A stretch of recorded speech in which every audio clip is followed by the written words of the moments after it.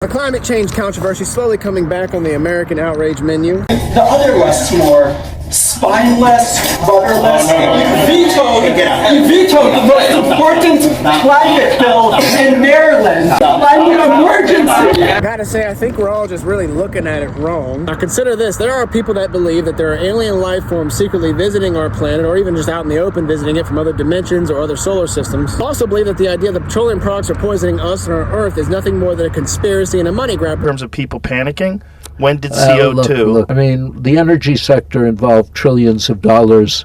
The whales, not so much. Right. Which there's probably an element of that to it. And the question is, how do you think the aliens are getting here? It ain't diesel Cummins engines, and it ain't in a plastic spaceship. So I always revert back to the eye test. What we know is that none of us would burn fossil fuels in an enclosed environment without voluntarily becoming sick. The process of burning oil and gas is dirty. This is no secret. Why we have chimneys leading out of the house for our oil furnaces, high rates of respiratory disease centered around coal-fired power plants. So the eye test says we're getting our energy from things that emit poisons. However, the data that fossil fuel burning is causing global climate change is not settled or concluded upon. Burning fossil fuel provides us with a lot of energy to be able to do a lot of really good things for the world. The irony of using a diesel-powered skid steer to clean up petroleum derivatives, plastic bottles. The truth is, there is data that shows that the global climate has been warming since the Industrial Revolution. But there's also data that shows that similar changes have occurred in the past. CO2 levels were nowhere near comparable to where they are now. And we know the Earth is on a constant cyclical pattern of global cooling and warming. My position is more or less, who cares? The internal combustion engine was invented about 160 years ago. Since that point, the entire world has pretty much adapted and molded itself to fit that method of producing energy.